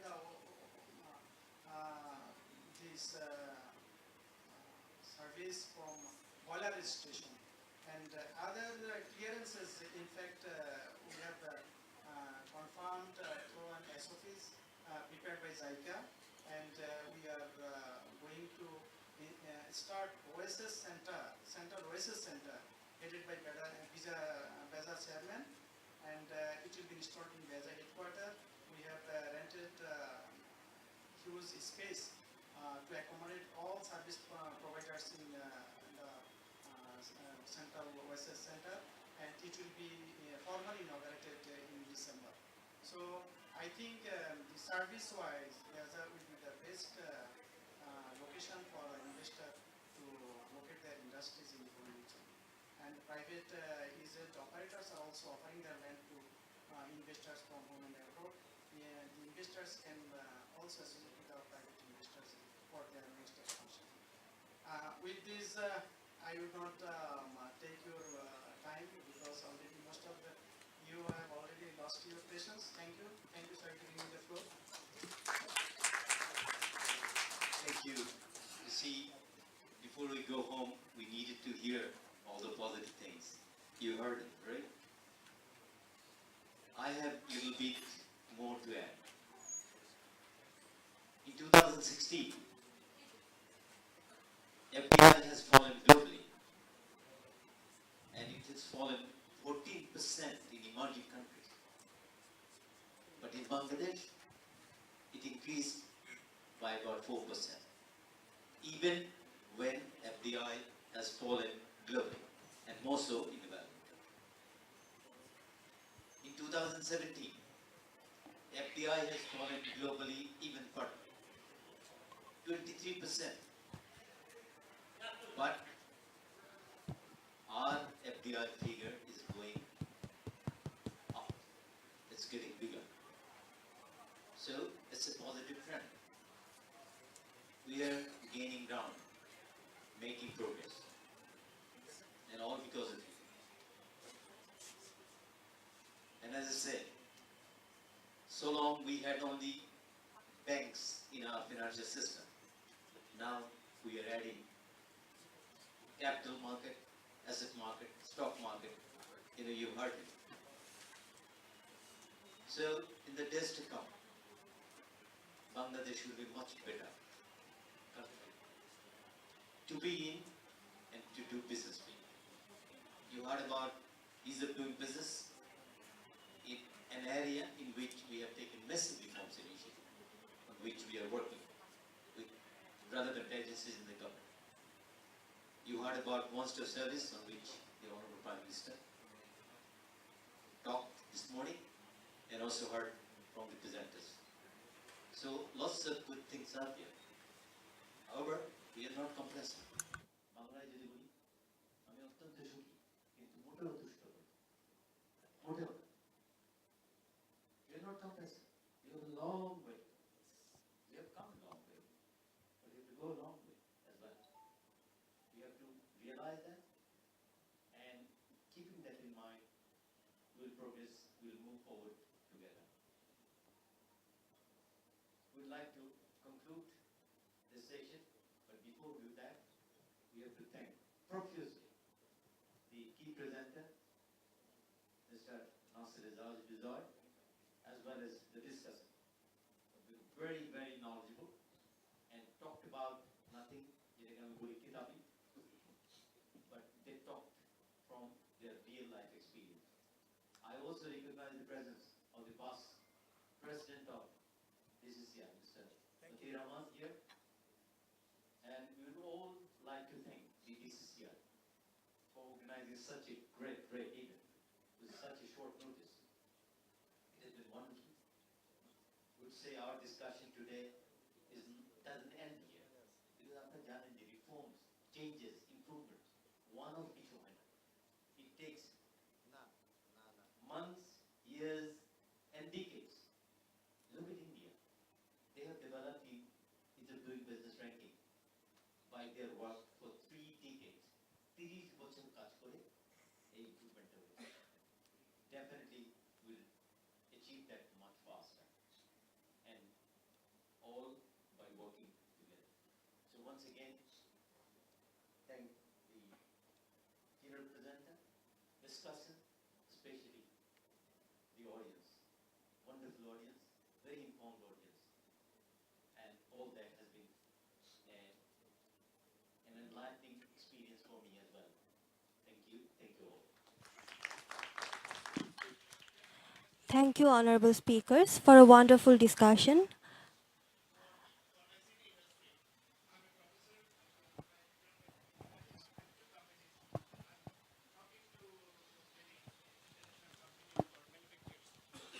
We are having 28 high-tech parks.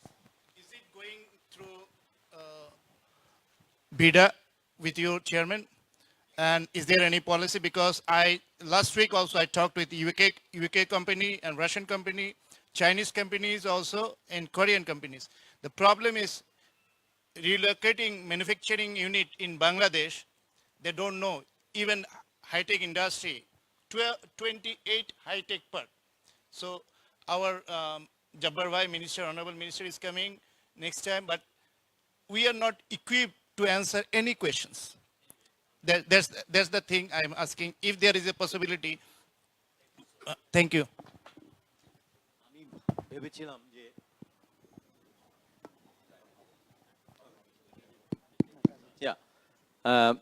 যে আমরা আসলে সময় একটু time ওভাররান হয়েছে, otherwise এরকম একটা হয়তো QN এর সুযোগ করা যেত। উই আর অলরেডি, যদি আপনারা ইচ্ছে করেন তাহলে এই প্রশ্ন নেওয়া যেতে পারে। আপনি যেটা বললেন যে জোন যে অথরিটি আছে তারা আপনার হ্যান্ডেল করবে, জোনের বাইরে বাংলাদেশের এন্টায়ার এরিয়ার যত ইনভেস্টমেন্ট ইস্যু আছে সেটা বিডা হ্যান্ডেল করবে। That's the current arrangement. তবে একটা কথা বলে রাখি যে জোনের মধ্যে যদি কোনো বিষয় থাকে সেটা নিয়েও যদি আমার কাছে আসেন বা আমার সঙ্গে আলোচনা হয়, আমি সবসময় অন্যদের সঙ্গে আমার যে জোনে বেজা হোক বা হাইটেক পার্ক অথরিটি হোক তাদের কাছে আমি রেফার করতে পারবো, কথা বলতে পারবো এবং তাদের কাছ থেকে যথাযথ সিদ্ধান্ত পেতে পারবো, পাওয়ার সুযোগ আছে। So I would welcome any inquiry regarding anything in relation to investment. আর কারো যদি কোনো প্রশ্ন থাকে please ask question briefly, I will try to answer. বা আপনার যদি কোনো প্রেজেন্টার বা কারো কাছে যদি প্রশ্ন করতে চান, যেহেতু সময় আছে, আমরা লেটস সে ফর 15 মিনিটস। একটি বিষয় ডু ইউ এগ্রি? আমি জানাতে ফর 15 মিনিটস। ইয়া, যে আমি একটি বিষয় শুধু জানাতে চাই, তা হলো চিটাগং পোর্ট এবং ঢাকা এয়ারপোর্টে যে পোর্টে আমাদের ছোট করে যে প্রোডাক্ট আসে ঢাকা পোর্টে বা বড় আকারে যেগুলো চিটাগং পোর্টে আসে, আমি চায়না সাথে ব্যবসায় জড়িত, তাতে করে দেখেছি যে চায়না থেকে যে প্রোডাক্ট চিটাগং পর্যন্ত আসতে 12 দিন লাগে, কিন্তু চিটাগং থেকে ঢাকায় আসতে সেটি 10 দিন লাগে, যেটি খুবই দুঃখজনক। এবং ঢাকায় যেটি একদিনে চলে আসে এয়ার করে, কিন্তু ঢাকা থেকে আমার অফিস উত্তরা পর্যন্ত আসতে 3 থেকে 5 দিন লাগে, যেটিও দুঃখজনক। এই ব্যাপারে আপনাদের কোনো ভূমিকা রাখবেন কিনা, এইটা একটু আমার জানা। আপনাদের যেটা বলি, it's a very serious issue. কেননা আলটিমেটলি একটা পয়েন্ট এরকম আসবে যে কার কত সময়, আপনার যেটাকে আমরা বলি যে ল্যাগ, তার উপরে আপনার কম্পিটিটিভ অ্যাডভান্টেজ ডিপেন্ড করবে। এটা নিয়ে আমরা ইতিমধ্যে কথাবার্তা বলেছি, মন্ত্রী মহোদয়দের সঙ্গে কথা বলা হয়েছে, এবং আমরা রিলেটিভলি অন্যান্য দেশের তুলনায় আমাদের অবস্থা কী আছে, সেখানে আপনার পোর্টে আসলে পরে এত ঘন্টার মধ্যে ওরা চলে যায়, আমাদের এত দিন লাগে, এসব বিষয়গুলো আলোচনায় এসে আপনারা দেখেছেন যে ইদানিং আপনার ট্রেড লজিস্টিক্সের উপরে একটা ইভেন্ট ইন্টারন্যাশনাল হয়েছে, আরও একাধিক ইভেন্ট আসছে। তো এই বিষয়গুলো অনেক অনেক গুরুত্ব পাচ্ছে, কেননা ইন্ডাস্ট্রিতে অন্যান্য অ্যাডভান্টেজগুলো কমে গেছে। এই ট্রেড লজিস্টিক্সের যে যেটা আছে আর কি, এটা অত্যন্ত গুরুত্বপূর্ণ হয়েছে। তো আমরা এটা নিয়ে কাজ করার, সবাই মিলেই কাজ করছি। Let's see how we go about it. Thank you for a fascinating presentation. Just a quick question. It was alluded to that many successful Bangladeshi corporates do not list on the stock market. So the question is, why is that? Is it a question of transparency? Is it a question of control? And is it a signal that maybe they don't want to? And before we heard that Bangladesh is an ethnically homogeneous society, so wouldn't that be a very good strong signal of trust that these family businesses can open up to the stock market and send a signal to the international world? Thank you.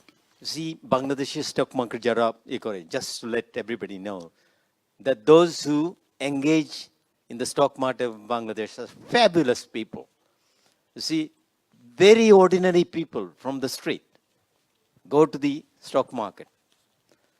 And one thing that we need to develop is the credibility, transparency, which I believe will be established very soon because of the presence of one of the largest exchanges in the world. With all the best practices, they're coming to Dhaka. So we look forward to that. Excuse me. হ্যাঁ, আমার নাম ফখরুল ইসলাম, আমি প্রথম আলো থেকে বলছি।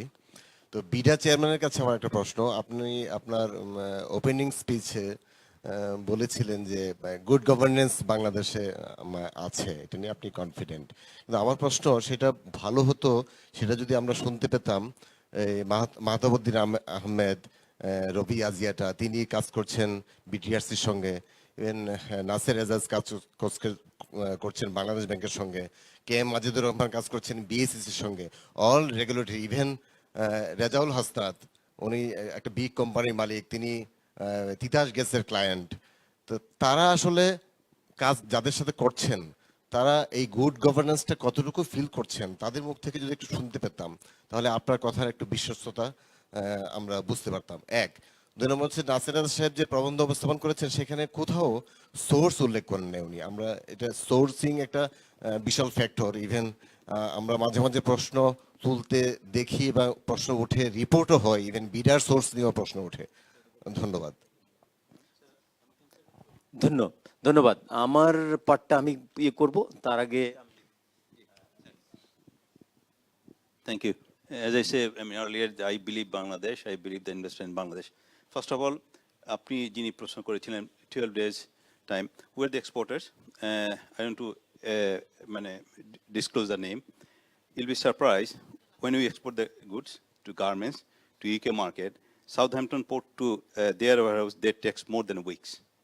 It is surprise. হয় কি আমরা জানি না কার সঙ্গে কম্পেয়ার করব।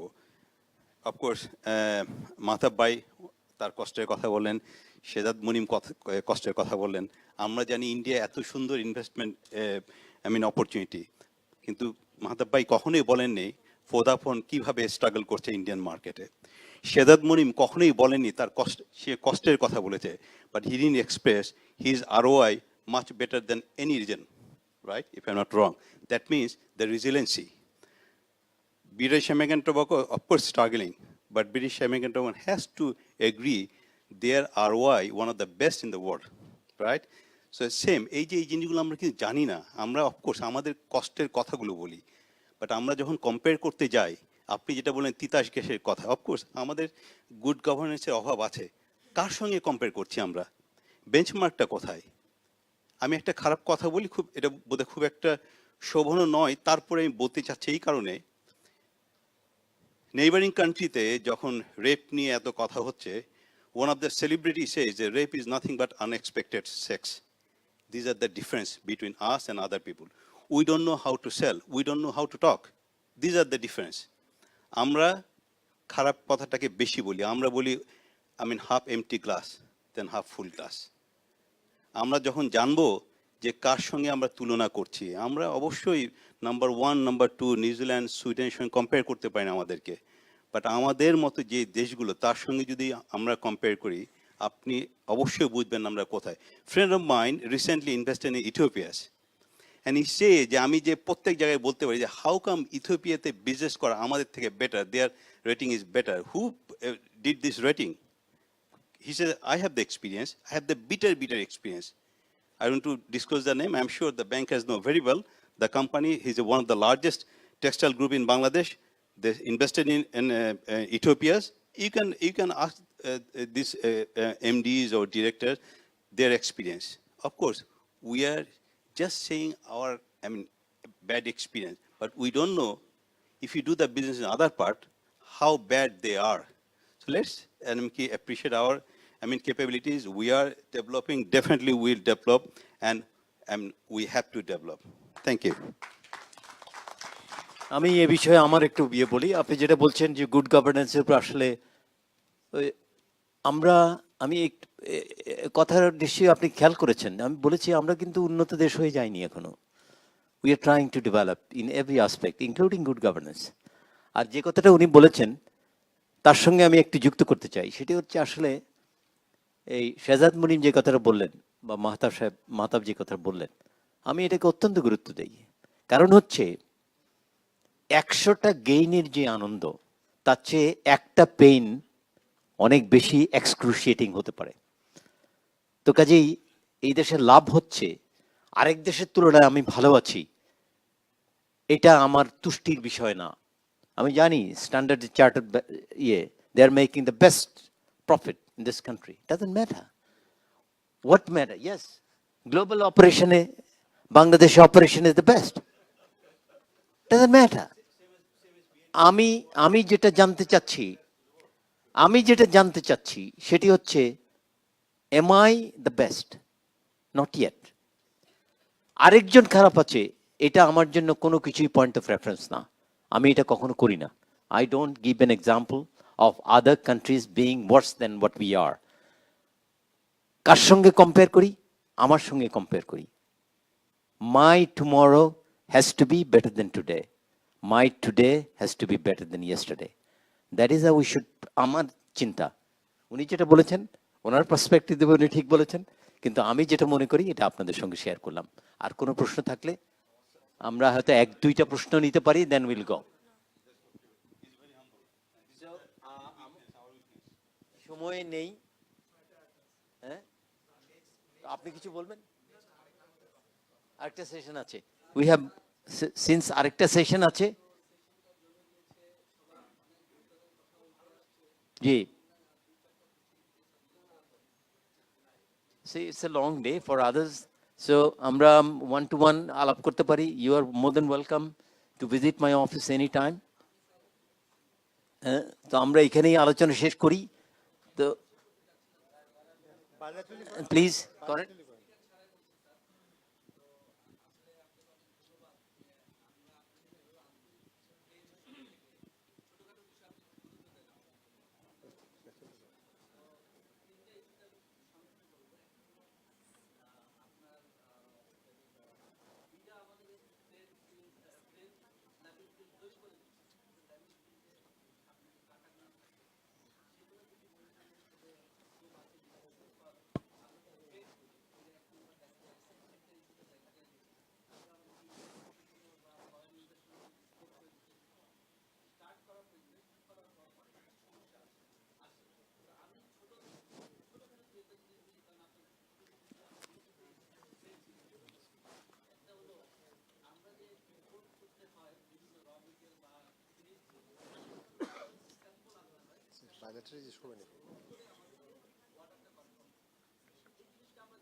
স্যাম্পলের যন্ত্রণা যাবে কমার্স মিনিস্টার মহোদয়ের ইয়েতে কথা হয়েছে এনবিআর এর চেয়ারম্যান সেখানে ছিল কম স্যাম্পলকে fully tax free duty free করে দেওয়া হচ্ছে এবং এটা ডিউটি ফ্রি আইটেম হলে পরে আপনার ইয়ে থাকছে না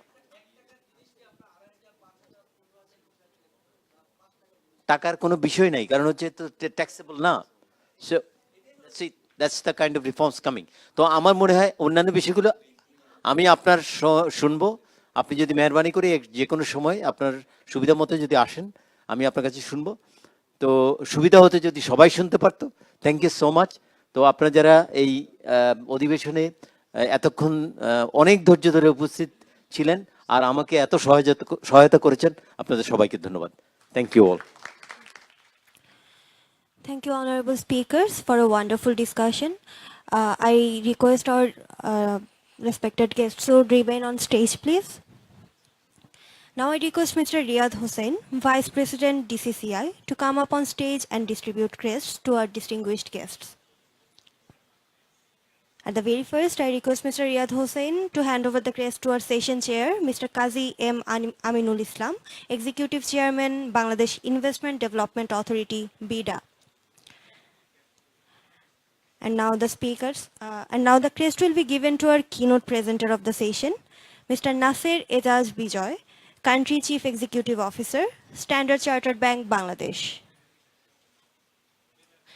And now the speakers. Mr. K. M. Rezaul Hasanat, Chairman and Chief Executive Officer, VLA Tex Group. Mr. Mahtab Uddin Ahmed, Managing Director and Chief Executive Officer, Robi Aziata Limited.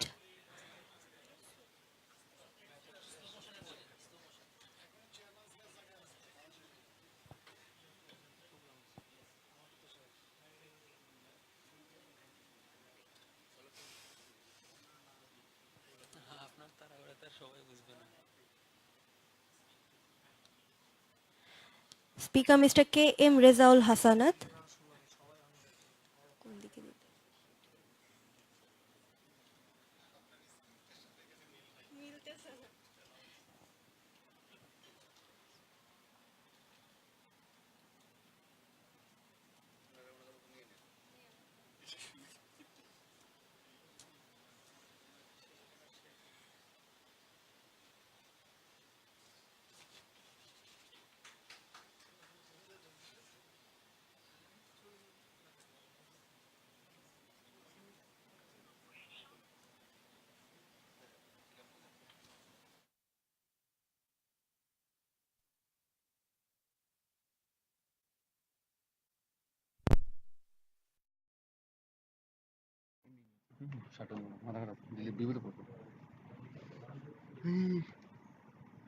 Thank you all for coming here today.